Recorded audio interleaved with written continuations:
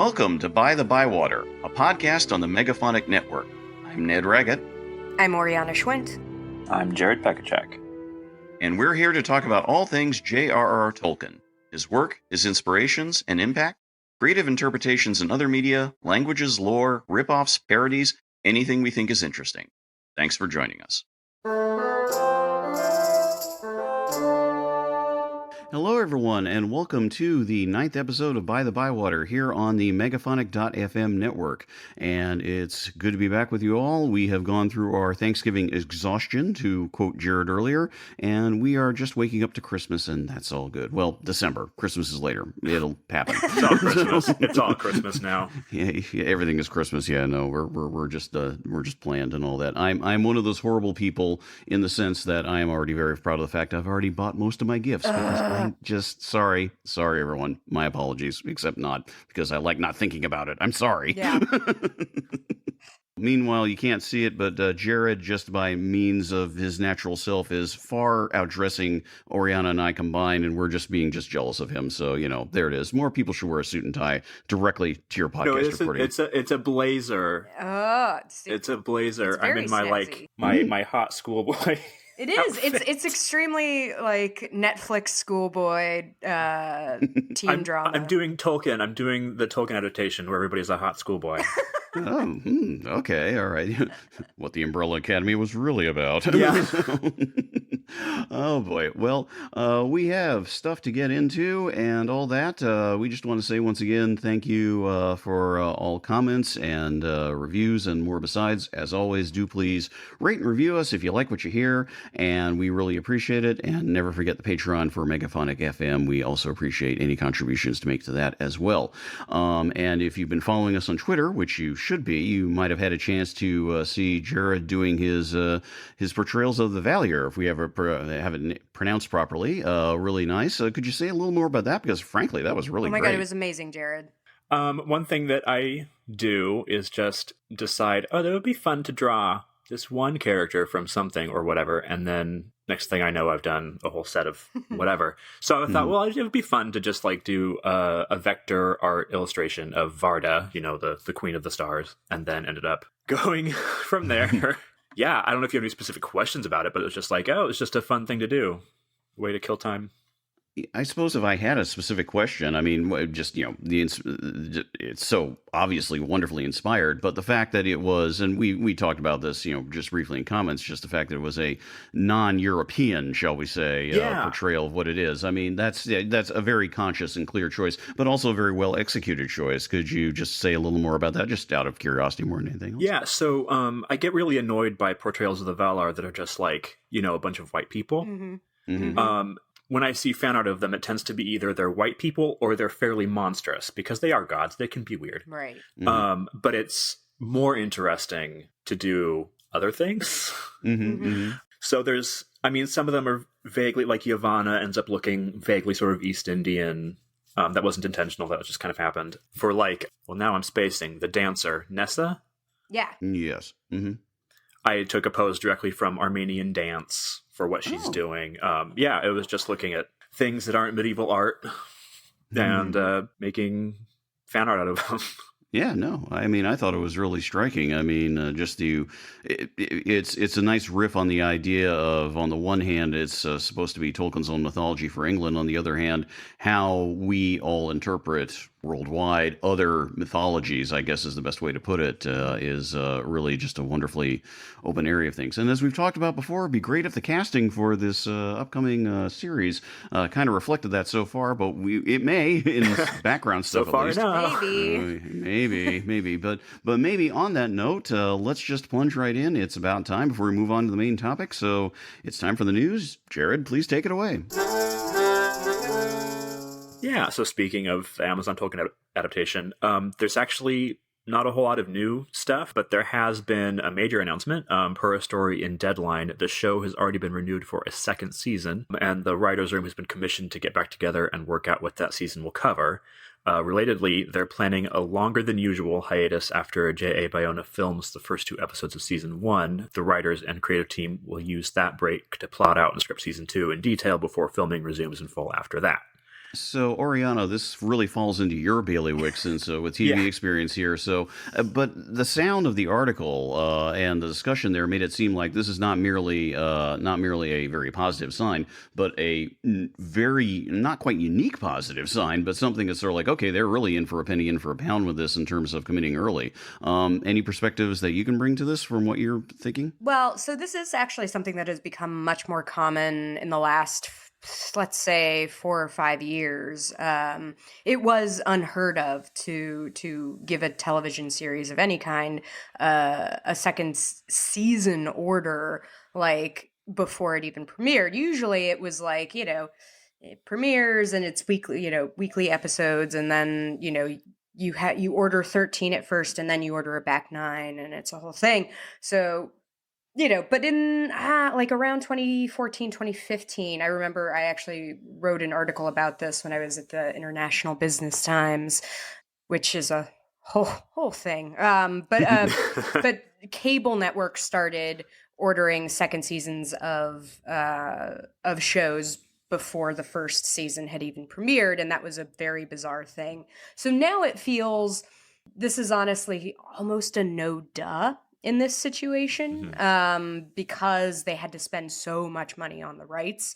It was almost a foregone conclusion that they were going to do this, because you don't spend all that money and then only do one season. It just doesn't work. Now, it is interesting that they're essentially recalling the writers' room, which I guess means it's just going to be everyone that they had for season 1. I don't necessarily know how the ins and outs of how that is working, which is a shame because it means that they can't hire me. But maybe for season 3, who knows? Yeah, it's good. The consistency is good. That they want consistency is good, because I have, like, just now I was talking to, or just like last week or the week before, I was talking to a friend who is on a show with like a whole bunch of turmoil, and it's their first season and they're shooting the first 6-7 episodes, and the showrunner gets kicked off the show because of weird internal politics at the studio and all that sort of thing. So it is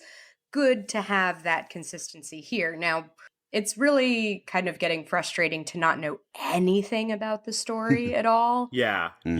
Because that, like, it may be great that, I mean, all of the writers are very talented, but like, we just don't know anything about the story, and maybe they'll make, it can still be a good story, but I don't know if it'll be a very Tolkien-y story at the end of the day, or maybe it will be.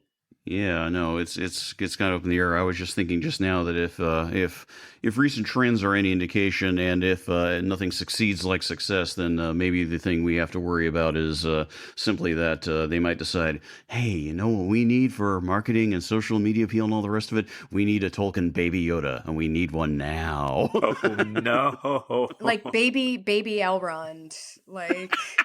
God.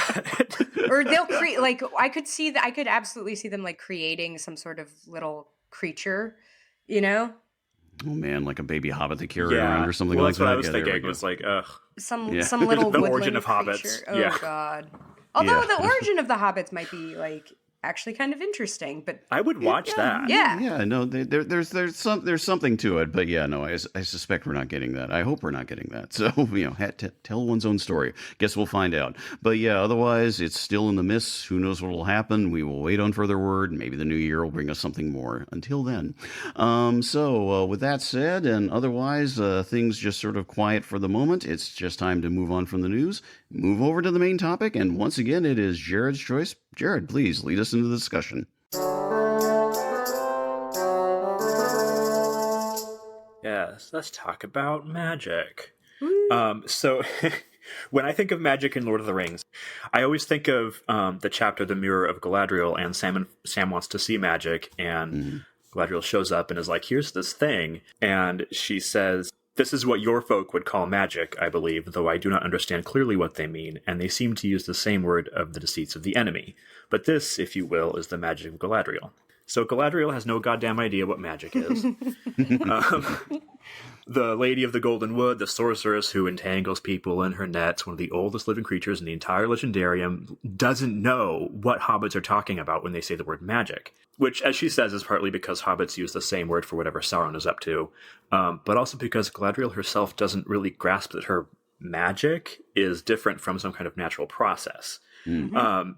And I think it's cool. Like in any other book, this would be an opportunity for an info dump. And Sam's like, well, my lady magic is a set of beliefs and practices different from both religion and science. And then Galadriel goes, it's different in this way and whatever. And here's the mirror. It works like this.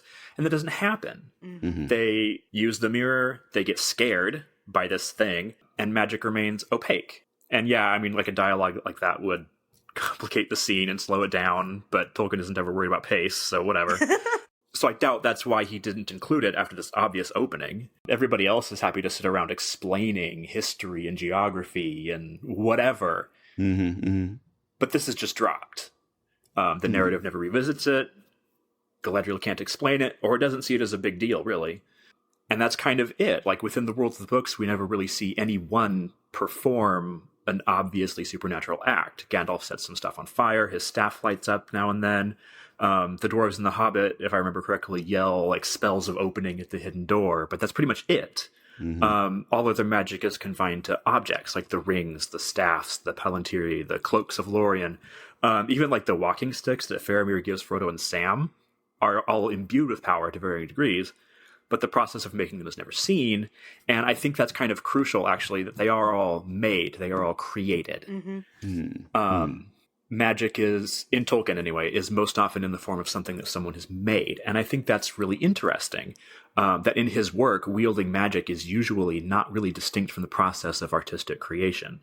So, like, you know, the rings are, you know, pieces of jewelry, the cloaks are elegant, the Palantiri are beautiful, and made by the greatest artisan of all time, Feanor. Even, like, the wizard staffs are obviously an aesthetic choice.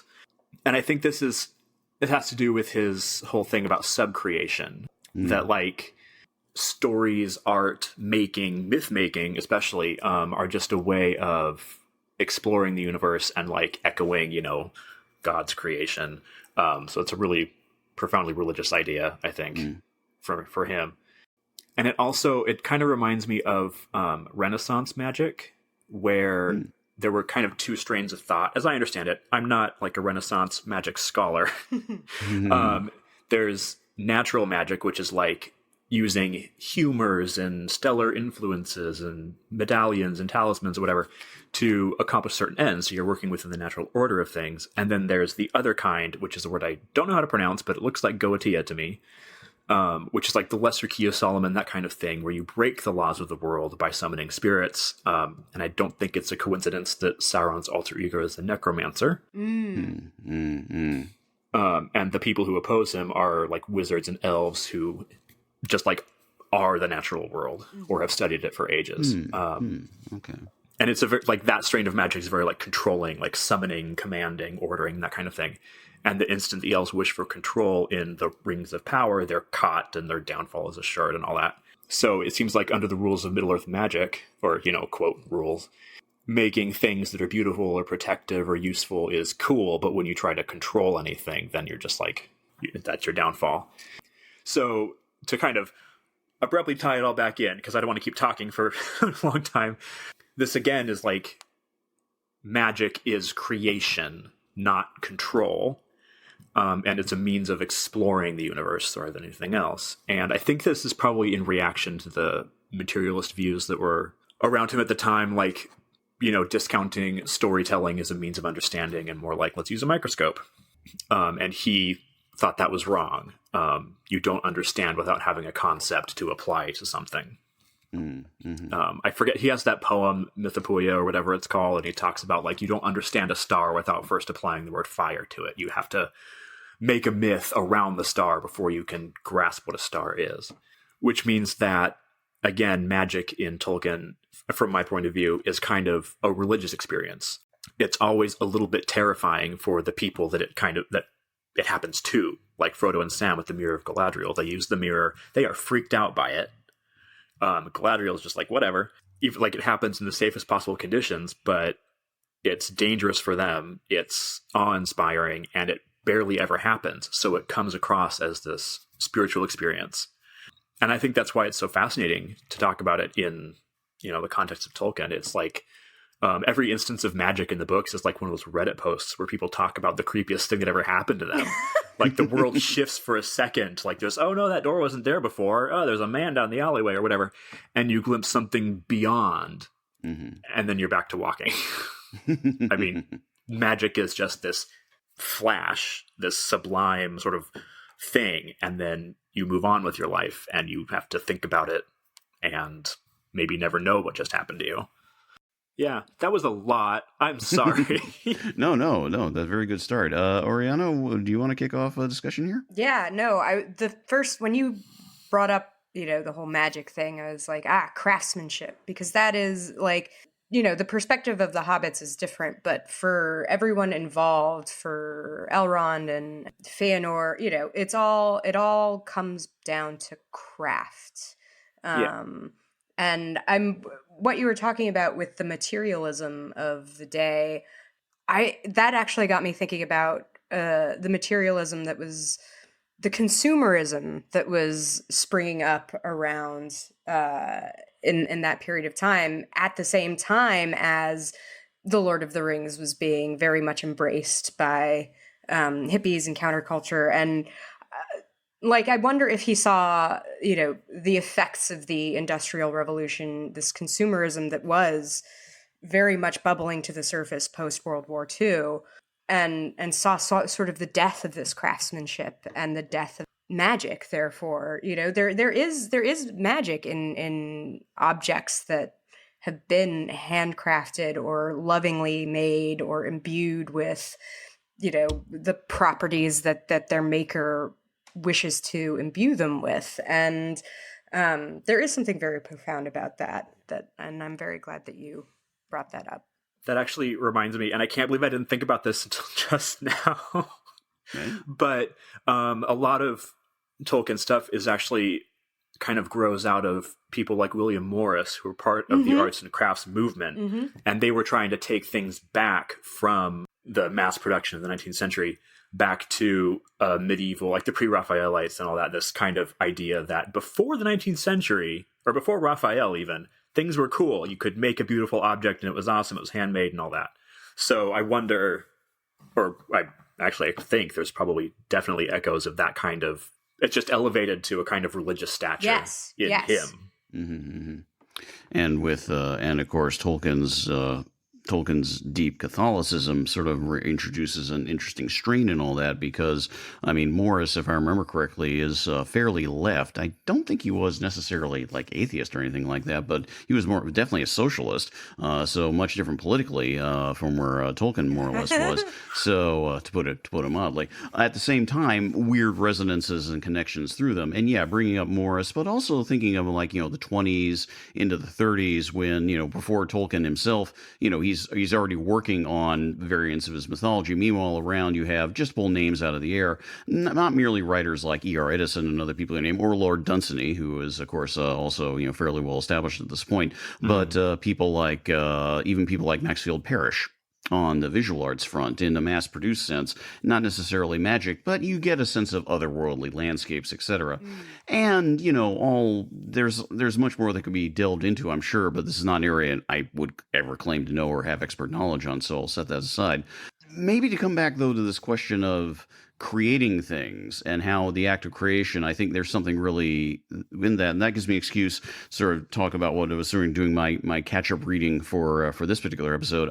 In the Unfinished Tales, there are two sections near the end that are both have a lot to say about magic, even if they don't say it directly. One is on the Astari, the wizards, more on that in a second. But the other one is all about the Palantirs. These were notes that Christopher Tolkien pulled together from various observations that Tolkien made in the late 60s as he was working on the revised edition of Lord of the Rings and the indexes and things like that. And he said a bunch of scattered notes that he more or less assembled into an essay, but they were all written around the same time. And the emphasis on the Palantirs is that there's nothing explained about their creation. How they were made. That is not something Tolkien either never either apparently didn't directly think about or didn't feel necessary to explain. But the sense of them being created objects, I think, is really interesting, not merely because of their, physical and unnatural quote unquote shape, but the specificities that he introduces, however intentionally or not, in terms of how exactly they're used. The Palantiri have orientation. They have to be set up a certain way, or once you use it, you realize, oh, it has to be done this way. If two Palantiri are talking to each other, someone on a third cannot butt in the conversation. There is no group chat. At the same time, true. At the same time, there are at least one or two master stones, as they're called, that sort of like can be sort of override everything else. And there's even an intriguing reference to an overall like hyper palantir, the ultimate master stone that's kept in Tol Eressëa, off near Valinor, and that's sort of seen to be the one. But again, without delving too deep into the esoterica, which is interesting in its own right in the story, there is this sense that something that is regarded with almost shock horror, things like this, especially with Pippin's own encounter with it, which is of course one of the most horrifying elements of Lord of the Rings, is described by Tolkien in many ways as a tool. Tool with very specific elements, very specific requirements, very specific things you can choose to do or not do with it. And I think that's just a very interesting way for him to step back from the creation within the creation and basically say, like, okay, Pippin was freaked out, but here's the deal, and then take it from there. It is interesting that so much is left unexplained about the creation of anything. Mm-hmm. Gandalf sort of says indirectly of the Palantiri that their creation was unimaginable. I mean, he refers to Feanor as being unimaginable in his methods and all that. And like, nothing is explained about the rings. They're just like, oh yeah, the elves made them. Like, okay, great. I mean, how do I make my own? How do you do that? I don't know. Do you think that this sort of lack of explanation means anything or makes the story deeper, or is it just like, I don't know? Well, there's this is probably an inevitable line, but if I was going to bring it up at this point, I'd probably bring it up later. There's a famous quote, almost a canard, by a fellow English speculative fiction writer, Arthur C. Clarke, about how any sufficiently advanced technology is indistinguishable from magic. He's talking in terms of wider scales, and there's more behind that thought that we could probably unpack that isn't always pleasant. But his larger point, I think, has a certain relevance, that the idea that, something that to us, like quite literally what we're doing right now in Google Hangout, which is not that far from what the Palantir is supposed to be doing, is something but better that, because we have a group chat. Yeah, we have a group chat. We're not trying to take over each other's minds. Very handy. But there is this sense that something that's so awe-inspiring can be utterly quotidian, which is where, coming back to your point about what Galadriel's saying, it's like, it's just this thing I have. It's not for her. It's a Tuesday. Yeah. Right. Yes. And who knows what she uses it for? And like on all of these other days, is it something that's unique and ritualistic she's doing, or is this a monthly check-in? Yeah. So, with can guests, anybody else do it? Right. Is she the only one capable of it? Because she has the ring. Why can she do it? Mm-hmm. I think, though, this is kind of a skew-whiff thought, but it just certainly occurred to me. I wonder if there's something to this, maybe. And this ties in, I think, with the idea of what you're bringing up regarding the religious aspect, you could argue, of magic. In the same way that religion, broadly defined, is utterly sublimated within the creation of Middle-earth. Like, it's something almost totally intrinsic, except to say when someone is not doing it right, is a way to put it. Thus, Gandalf talking to Denethor right before Denethor kills himself about how the only people who do that are heathen kings. Well, what does that mean? Someone who's not, whatever it is. Similarly, it's almost sort of like magic is so intrinsic that depending on where you're at, it's just something like, tying into this idea, it is quotidian, it is just kind of there. And maybe taking it to Gandalf, let's talk about the most famous magician as such, or wizard in Tolkien in Middle Earth, is that his skills are incredibly demonstrative is the best way to put it. Yeah. He doesn't show them off, and in fact he's kind of irritated when he has to show them off. My favorite bit is, like you were referencing this earlier, Jared, this is of course when he needs to get the fire going, and when they're on the slopes of Moria before they found their way in and they're about to freeze to death, and he's like, all right, fine, he says the invocation, and rather than him going like, there, without we won't like freeze to death, he's like, well, if anyone was watching me, they'll know I'm here. And then you can see that from like thousands of leagues away. It's sort of like, dude. So. Quick question. Did either of you ever actually try that? Because I definitely did in my backyard at the age of 12, try to set sticks on fire by yelling in Sindarin. That's brilliant. I didn't try that, but I love that It you didn't did. work. It didn't work, but I did try it. I'm very glad you did. I really am. That's kind of great. But I mean, I like that because that's the type of, you expect to see, or there's this expectation. Here is a wizard. The wizard does this. Mm-hmm. but that's it's even more so than the Hobbit. The Hobbit, he's sort of like, in the scene where it's the the wargs are coming and all that. Admittedly, it's a different tale. He's sort of like, okay, eventually we're up here. I'll set these pine cones on fire and things like this. And it seems like, I can just do this. Whereas in Lord of the Rings, in this instance, he's really irritated. He has to do it. Yeah. He just really is annoyed. Well, he's always annoyed, though. So, yeah. I love him.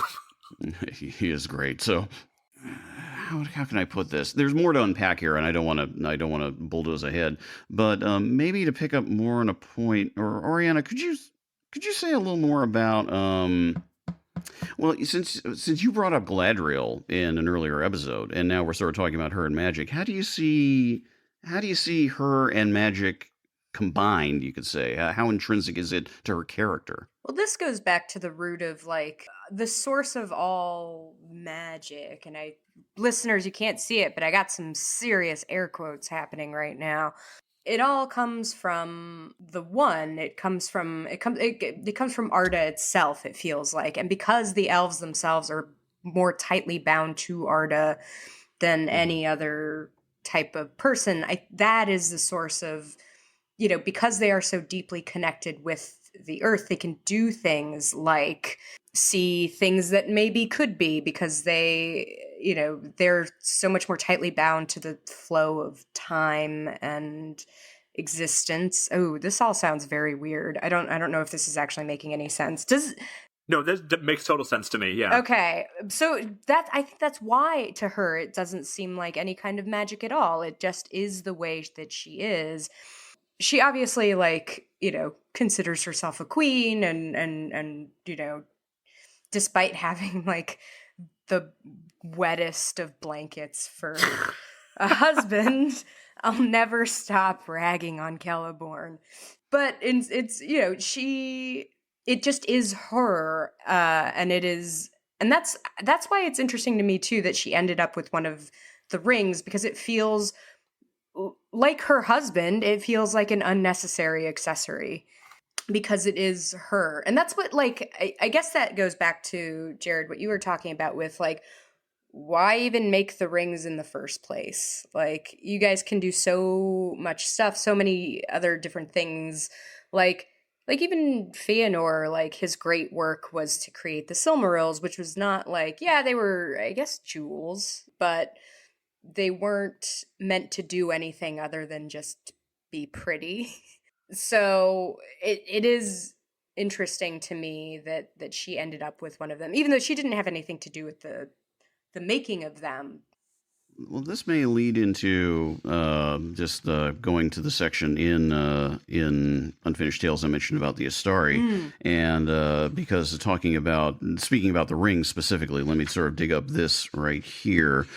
So this is at least in one of the variants in there, and this section, this stuff was written around the mid-50s, and this was when Tolkien was thinking he would have an index ready for Lord of the Rings. He was working on it, and as was his wont, he gets a wild hair and then starts writing other stories, things like this. And in this case, what he's doing is, and this is also around the same time the appendices are being created, so some of this is reductive from that. But it's more to say about the Astari and his specific word choice for magic in this one. But this gives a sense about what the ring can do. And this is Círdan noticing the wizards arriving, essentially, at the Grey Havens.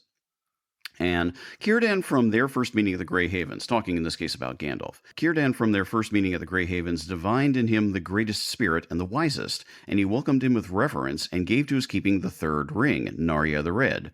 For, said Círdan, for great labors and perils lie before you, and lest your task prove too great and wearisome, take this ring for your aid and comfort. It was entrusted to me only to keep secret, and here upon the west shores it is idle.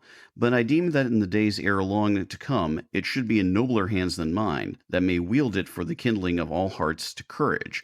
So there's a sense of it as something that's both sort of like a locus point, something to focus on, like a point of inspiration, and something that is, again, a tool, but not a very well-defined one. It's sort of like it's a magical boost, but you don't quite get a sense. It's almost sort of like what you bring to it, which, if you think about the One Ring's utter plasticity, what is power and how is the power defined yourself to you, arguably that's where this ring and maybe the three rings and maybe the other rings of power by their name have that connection to the One Ring, whereas you could argue the magic in all the other rings is that it's sort of like it's meant to sort of positively build on things. Maybe the One Rings thing is always going to be totally negative no matter what you do, given who created it. Which gets, I suppose, to take it back to the question of magic, and maybe you want to throw in here, Jared, is the idea that magic itself is actually utterly neutral. It depends on, it's defined by who uses it and how and why and what power is and how power is defined. Yeah, I mean, it definitely feeds into the whole notion of power and control. I think with the three rings specifically, he says something like they were made to heal, which is why they're the good ones. I mean, the 7 were made to generate gold, the 9 were made for power, and the 3 are made to heal. So they amplify what you've already got within you, but they do have different purposes. They are, Sauron had a hand in making the 7 and the 9, but not the 3. So I think it's implied the 7 and the 9 are inherently not neutral. The 3, who knows? We never see them in the hands of anybody but the elves. Yeah, so I don't know if I would say that magic is neutral. That would be the same as saying that power is neutral, which is, I guess, true also. I don't know. It's just it depends on who's doing it and why. But the mind rebels at the idea of power being neutral, though, whereas magic feels much more like a technology. Well, I think, to me, and this reminds me of something, magic in Lord of the Rings doesn't feel like a technology in the same way it does in things that were influenced by Lord of the Rings. Yes. Like Brandon Sanderson tends to come up with really elaborate magical systems where if this, then this, you pull this lever, this thing happens. And Tolkien is just like, feelings. Whatever. It's more about both kinds of magic, like the harder, like technology kind, and the softer, more Tolkien kind are fine. They have different purposes, but the softer Tolkien kind feels more to me like it's for poetic effect. Like it doesn't drive the story necessarily. The One Ring obviously does, but other instances of magic, they're not something you can achieve. They're not goalposts. They don't push anything forward exactly. They're just moments of revelation or of fear, and it's just to amplify whatever that moment would have already been. Like the Mirror of Galadriel, there's no reason she couldn't have told them various things that the mirror shows. Yeah. I had a vision, or by looking, with my mind into whatever, I could see that. But by making it this mirror, it kind of externalizes it and makes it more of a moment. And I think that sort of poetic function is what Tolkien is going for with magic. It's interesting thinking about it. I'll get back to my other point I was bringing up, but just something that is almost obviously, you could argue, in the book meant to contrast each other because they appear so close to each other in the text, is that shortly after the Mirror Galadriel scene, just a few scenes later, towards the end of the book, we have the Hill of Seeing. Where Frodo is up there and he's grants a vision, he's able to see everywhere, a rather Palantir-like power to be able to see all these things. However, shape this idea that he's literally seeing all the lands, and he's also seeing all the lands currently in turmoil. And there's a weird sense that it's not necessarily fully the present as it is just overlapping instances of things. But it's again a maybe technology is the wrong word, but a power in an innate location that is resolutely unexplained. And I think the fact that we know that on the opposite side of the river there is the hill of listening or hearing or things like this, and nobody goes there, and we don't have any sense of what that involves. We can guess. It's one of those classic Tolkien. Here's the thing: you can kind of guess what's going on, but we're not going to demonstrate it to you. It's just something that fills out the background. The thing That's I was going symmetry. Yeah, exactly. The thing I was going to bring up Sanderson and the post-Tolkien authors, and this is something that occurred to me earlier, is that speaking of how magic is used, and this goes back to my point about things being quotidian, or maybe this is more technological, but as in a different sort of way, is Le Guin and the Earthsea books. Yeah. And as a friend of mine pointed out years ago, it says, okay, you notice how magic is used in Earthsea? And I'm like, okay, spell it out. He's like, it's a craft. Magicians are no more respected than blacksmiths. Yeah. It's that sort of, I was like, you've got a very good point. And it is something that is, and again, this very much fits within Le Guin's very, well-developed sense of how societies function and how people do various tasks that sort of plays with that. And that, as opposed to the mystery of wizards or something magical and all that, it's like, oh yeah, it's Bob down the road and this is what he does. And he's a pig. Yeah. We hate him. Yeah. Punk. Yeah. I love that actually in Le Guin, that like people just kind of hate wizards. Yeah. Not all wizards, but they're just like, oh, well, ours is just a jerk. Like, we hate him. Can we have yours? And I like that there's a difference between sort of like, scarcity of resources versus, hey, we got plenty, just trade them out. Yeah. The free market. There's a way to play it around. Let me read a little more from that Astari sort of, not quite an essay, it's more collection notes, because there's a bit near the beginning which very much goes along the lines of, how in the same way that Galadriel's like, well, if you want to call it magic. And here's kind of how it begins. And this is meant to be a voice of some omniscient, author, Tolkien's narrator, you could say. So, wizard is a translation of Quenya Istar, then some definition of stuff, claiming to possess and exhibiting eminent knowledge of the history and nature of the world. The translation is not perhaps happy, since the Herin Isterion, or Order of Wizards, was quite distinct from the, and then he throws in quotes, wizards and magicians of later legend. They belong solely to the Third Age and then departed, and none save for Elrond, Círdan, and Galadriel discovered of what kind they were or whence they came. This goes into a further discussion about how, what the wizards really are, their Maya, their spirits incarnate, etc., etc. But he really throws in, even more clearly, arguably, than Galadriel here, this distinction between, like, okay, yeah, wizards, the usual stuff, and what these people really are. And this ties back to this idea of religion, this religious aspect of it, because, of course, these are, minor powers in the great structure here. So there's a lot going on, is what it is. I think this way he's always trying to sort of play up the distinction between, cheap magic and real magic, or don't Tolkien, but C.S. Lewis, deep magic. Yes. that could be happening here. I think this is something that he found himself at pains to distinguish, probably even more than he did when he actually wrote The Hobbit, where Gandalf is more like, hey, whiz biz fang wee wizard, Let's make some fireworks. Yeah, exactly. Yeah, the fun stuff. Yeah. Yeah, one gets the sense that he kind of came to regret using the word wizard in the same way that, he started the Noldor, the, very old elves from the Silmarillion, they were initially called gnomes, and he was like, I really screwed the pooch on that one. I'm sorry, I just remember finding that out when I was, much younger, and being like, what the hell? Yeah, what? And then it's Gnomes? like, from the gnomic, and it's like, oh boy, okay, this is... He out-clevered himself with that one. Didn't you derive it from the Greek term? Wasn't that the whole idea? And I have done that to myself. Like, I have experienced that myself. I sympathize very deeply. One thing I think is interesting, maybe to bring up as another point here, is and this is something talked about in the Astari chapter. I won't read it. I'll just quickly paraphrase. Is that there, you get the sense of, wizards, and Sauron arguably maybe is the most stereotypical of a classic wizard.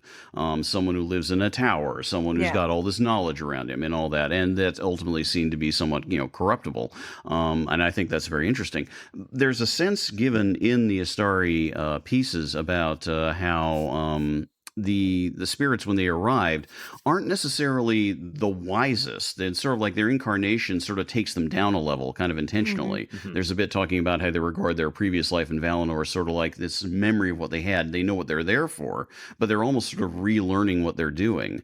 And they don't come laden with knowledge. Instead, they're come to take in a lot of knowledge and then sort of push it back out if the tasks are supposed to be fulfilled if they do that. And it's interesting that the three ultimately that we get mainly focus on in all the stories is that, one, Saruman, falls to the temptation of just becoming a classic bad wizard, someone who is a stereotypical wizard, as mentioned in many ways. And then you have somebody who is so in love with the land that he goes native completely and pretty much is like the rest of creation, bleh, just that's Radagast, of course, the birds, the beasts, etc. And only Gandalf seems to be like, no, we're here for a reason, Yeah. and all that. And that's interesting because we're not really talking about magic here. It's more sort of like, these particular spirits and their goals and what they're trying to do.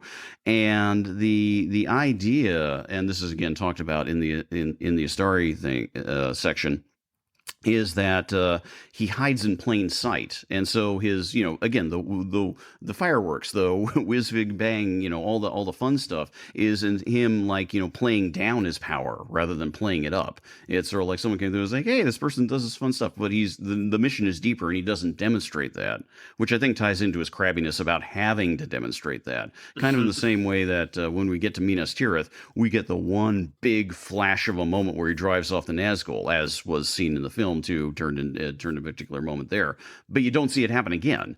And you don't get a sense that he's tired out from it or he's exhausted, but you get a sense that he does this as little as he possibly can, that he really doesn't want to. And this is after he's returned and become Gandalf the White, and he still doesn't want to do this, and he still isn't inclined to do this. And I think that's just very interesting about, like, what the power is for, what magic is really for, and it's not your chief tool.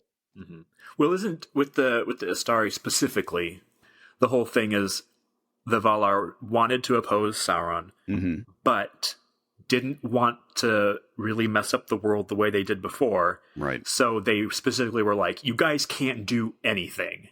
You can talk, but you can't use power against him. That's accurate. It's more of, it turns back into that kind of like working from within, like natural magic sort of thing, only instead of using elements to work magic, they're using people. Like Gandalf welds the various peoples of Middle-earth into an alliance, and Saruman does his own thing with other people and all that. So it becomes more about control than about whatever.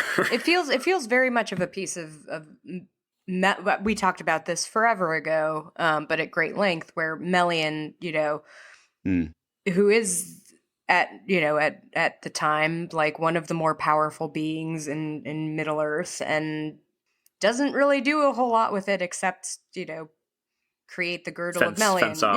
Like it feels very much of a like we see that kind of over and over again, the rejection of power, of using power to control, and that as you said, Jared, is real magic and the differentiator between magic and power.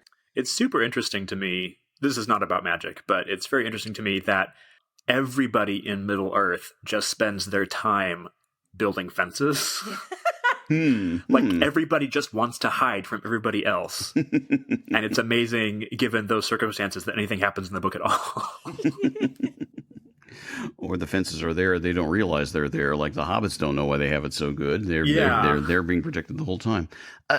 Something just occurred to me. You're talking about Oriana, you're talking about Melian and all that, is that magic is also something that, as far as I can tell, isn't taught or learned? I mean, it must be, but is it really? It's kind of unclear. You don't, I forget wizarding schools. I'm not talking about Harry Potter. I'm not talking about any of that, or Le Guin, or anything like that. But, you get a sense that, those who have it know they have it, and they pick it up as they do, or they're kind of born with it. There are senses that something is learned along the way, but it's kind of buried in the deep, deep past. You figure, like, a lot of people, a lot of the elves maybe picked it up back then, if they consider it that. And maybe it's just part of having been to Valinor, and then what they bring back with them to Middle Earth. And then maybe it's what the Astari have intrinsically within them. But that's kind of it. And you never get a sense that anything's going to be passed down to anybody. Everything just exists in this constant present. I mean, I don't know how to put it more clearly than that, and I could be missing something, but that's suddenly just occurred to me. That seems to be a key thing about magic. It's something that it's it doesn't perpetuate. It just is. Yeah, it comes across as an innate trait, and if you don't have it, you can't acquire it. Like, hobbits aren't magical. Humans are ambiguously magical. Dwarves are sort of magical. Elves are definitely magical. But if you're not, one of the species with magic, you just can't do it. Yeah. Which I feel like is another sort of tied into his regrettable habit of making a lot of things about bloodline. Good point. Yeah. Which drives me nuts. Like, I'm fine. I personally am fine with the idea of non-magical races and all that, and like not being able to acquire it. But it's like one more thing in a book full of things that are like that. It's like, can we not just this one? just with this one thing. Yeah, it would be nice if you could. Although there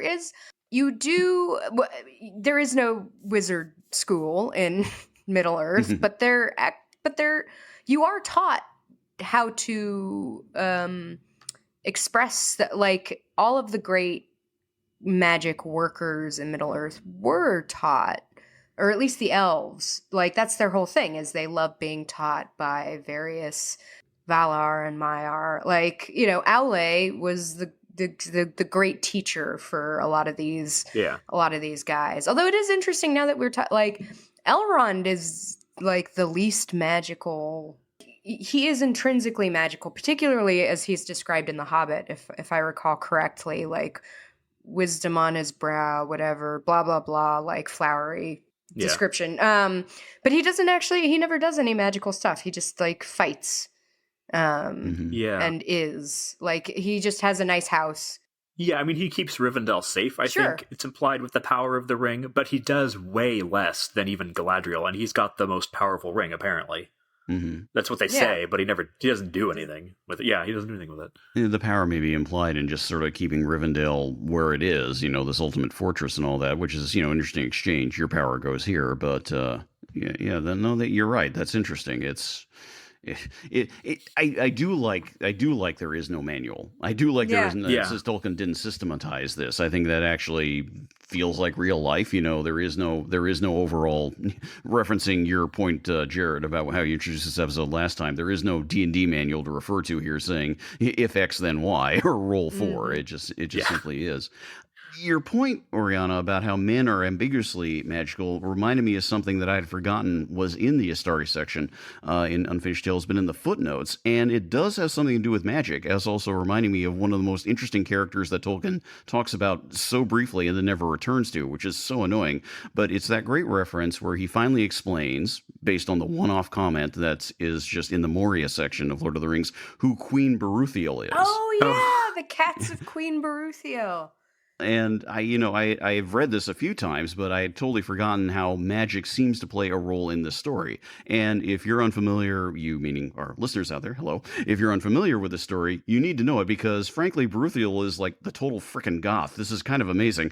So here is the story. It's a combination of it's essentially, this is Christopher Tolkien's more or less paraphrase with some quotes from the notes that his father left. So he says, even the story of Queen Berúthiel does exist, however, if only in a very primitive outline, in one part illegible. She was the nefarious, solitary, and loveless wife of Taranin, 12th king of Gondor, first of the Ship Kings, who took the crown in the name of Falastur, Lord of the Coasts, etc., etc.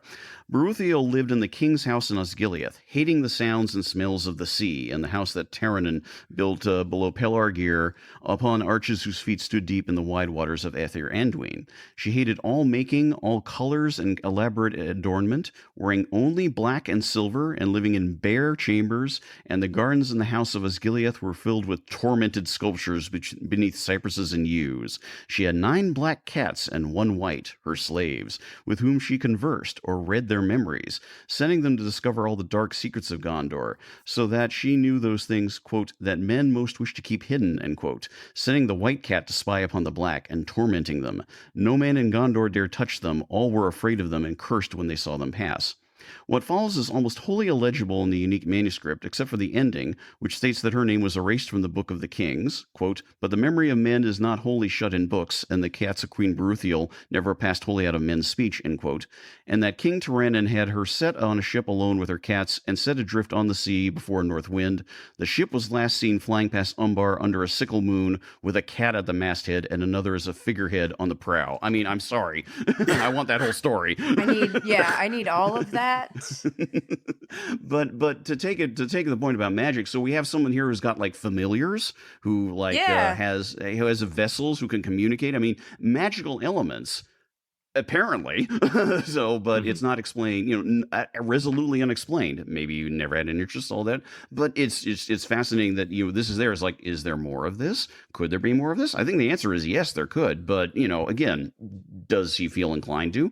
It's not, as we said, it's not systematized. We know about his many notes. We know about his things he just sort of wrote off and like, oh yeah, this, I should explain this, and then never comes back to it. How intrinsic is it to the story? How built in is this, is what's being talked about here? You could take it so many different directions, but I think the idea that the thing that's meant to stand out most about this is not necessarily so much that Berúthiel seems to have access to magic, is that she uses it for wrong reasons, or at least reasons that upset the piece. Although it'd be really interesting to do a revisionist take on this, and she's the one trying to disrupt the entire kingdom from the inside and make it a better place. Who knows? I think that would be amazing. Gondor could use some disrupting. The original app. seems a little, yeah. We're going down weird roads here. Who wants to be the Elon Musk of Middle Earth? Actually, let's not. Yeah, no, let's not go there. No. Trying to yeah.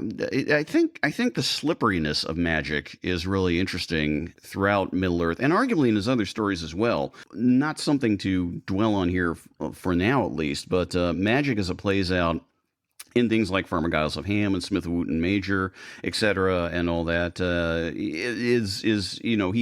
he's playing around with it there too.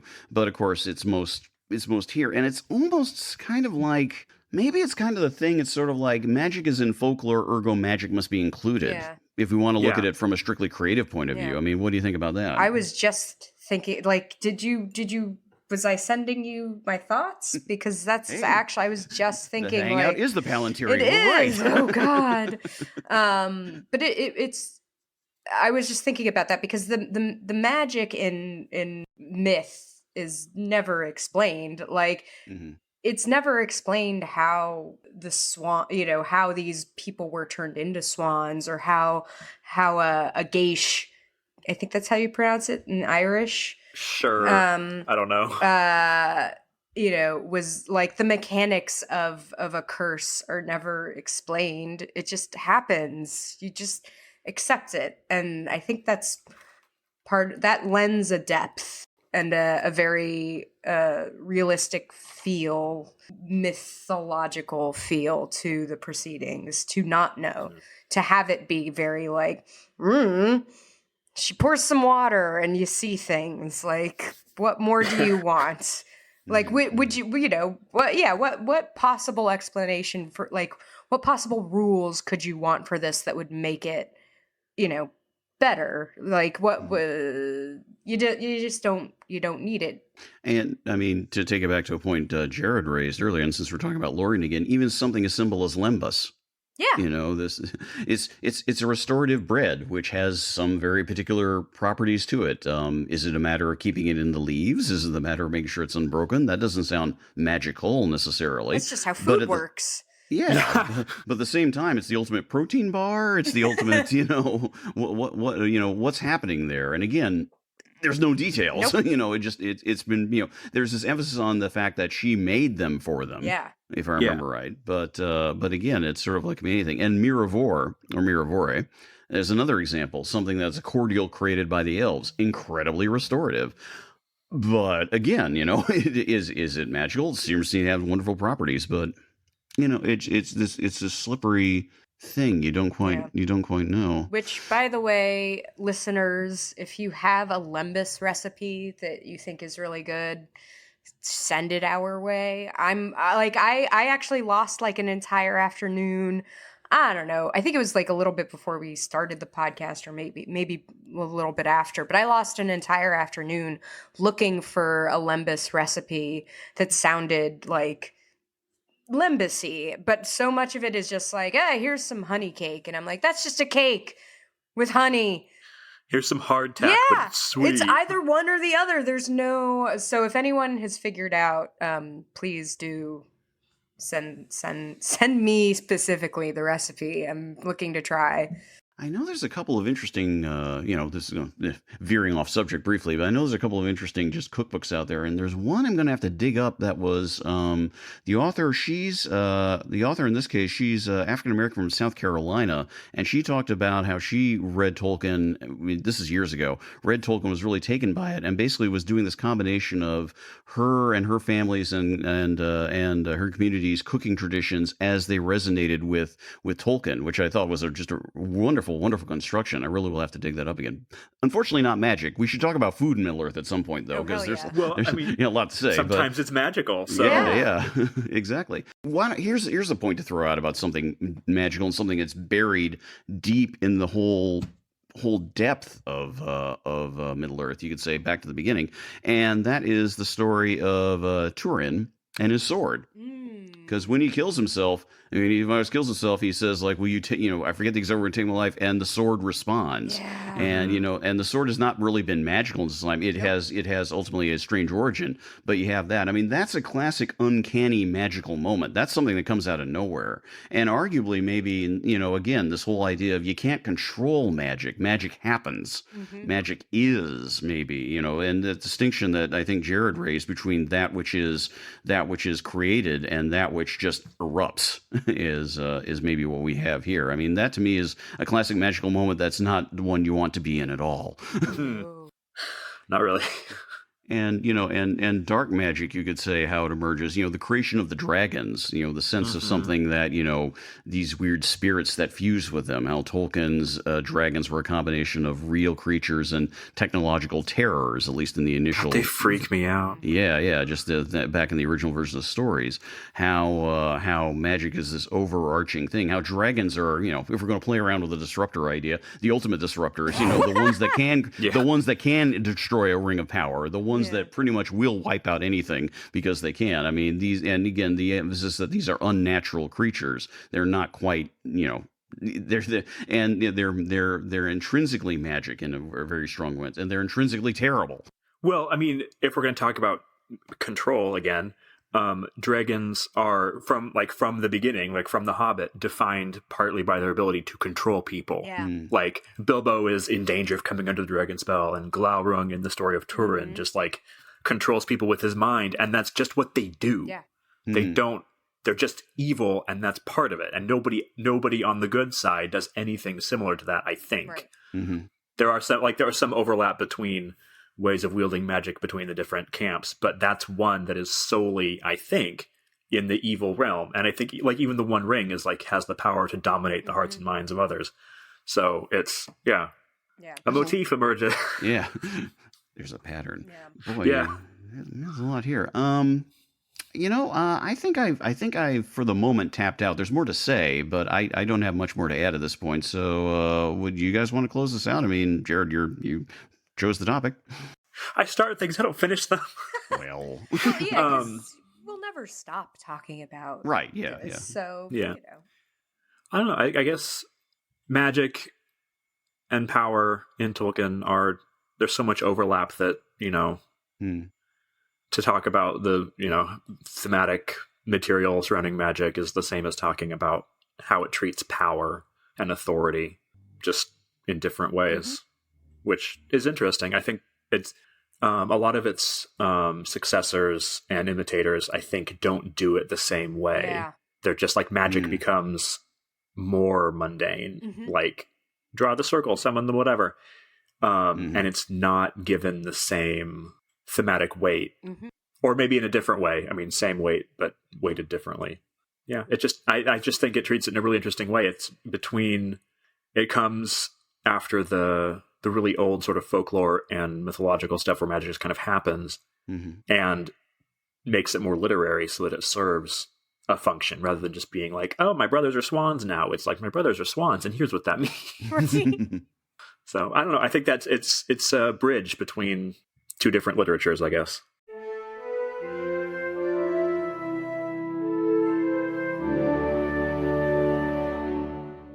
Okay, so looking ahead to our next episode, the choice of topic has come back around to me, and I could do one of my elaborate things building up to a name that I like to do, that Oriana, I know, has commented on. I have a tendency to do that, and I know I do, and all that. I don't have anything written out, however, partially because I think it's just time to do something kind of fun, and it's actually something I've mentioned briefly earlier in this episode. We've been talking about Tolkien this whole time. We've been talking about his work in terms of Middle-earth, but of course, it's not everything he wrote. And I think it's time, just to give ourselves a nice light start to the full new year, to talk about one of the shorter pieces he did, and easily, well, okay, one of the most fun, if not the most fun, because arguably there are other ones out there that are even more light and hilarious, but this one is ultimately his own private philological joke, and it's hilarious. It's kind of great. And that is Farmer Giles of Ham. Yeah. It is his treat to himself, as much to anyone else, that he wrote after the ending of World War II, as well as when he finally finished the basic story of Lord of the Rings. It's almost like you feel him going like, okay. And while it was still some years away from publication, and Farmer Giles came out some years before Lord of the Rings was published, but of course he had already been established as The Hobbit. I'll say much more about Farmer Giles next time around, but it is short. It is something you can read in an afternoon. The thing I would like to point out is that it's the beginning of his collaboration with Pauline Baynes, who was easily, beyond Tolkien himself, the best illustrator of Tolkien during his own lifetime, and it's just fun. It is. There are characters. It is ridiculous. Some of them are stereotypical. Some of them are uniquely themselves. And the great thing above it all else, we were just talking about dragons, is as much as Smaug is absolutely amazing and as much as Glaurung is absolutely terrifying, I think the dragon in Farmer Giles of Ham is easily my favorite dragon he ever did. It's just absolutely fantastic and fun. There is a version that Alan Lee illustrated with in the Tales from the Perilous Realm book, and those are wonderful, but you need Pauline's. That's the one you got to look for. They are good. Yeah, and there you go. That'll be our topic next time. That's great, because I haven't read it yet, so it'll be my first time. I think you'll enjoy it. I think you'll have some specific things to say about it, but there are some hilarious characters in this thing too. So, have you read it before, Jared? I have many years ago. Yeah. So it's the more you know about it, and that's where like some of the background details come into play. The more fun I think it gets. You get to see where he's doing with a lot of the humor, but a lot of it's just like. It's so him. It is what an English academic would do for the hell of it after World War II has ended. That's what it is. More fun than that sounds. Way more fun than that sounds. Yeah, exactly. Okay, well, on that note, best to everyone here. We're going to wrap up. We are moving into get through the end of the year mode, and yes, we're still exhausted on Thanksgiving, and here come all the holiday parties, the end of year things. I will say this is my one promise to myself. After Christmas, but before New Year's, I'm going to settle in. I have a few days off work. I'm going to do nothing but actually reread The Lord of the Rings again for the first time in a few years. It's been a while, and it's sort of like, I need to refresh, and I'm just going to not care what anyone thinks and be like, goodbye. Nice. And all that. So, do you guys have any big holiday, like, escape from holiday plans, or are you going to? I can't even see that far ahead. Like, that's my current state. I'm going to keep reading Gormenghast. Good choice. You've read that before? Yeah. I have the whole series. I just finished the first book for the third or fourth time, so now I'm going to read the second book. Nice. for the third or fourth time. A wonderful, wonderful book. We do recommend Mervyn Peake. I can wholeheartedly. very much so. And if we were doing a broader podcast, maybe a future episode on that, but not really. He's his own things. Seek him out. Seek out his work. It's really wonderful. That's about it from us from now. We will see you in the new year. We will look forward to it. Our 10th episode will be hitting double digits. Woo! Crazy. Woo! But we wish all of you listeners a very good end of the year, regardless of what you celebrate or choose not to, and all the rest of it. We will see you in January. And looking forward to it. Until then, goodbye.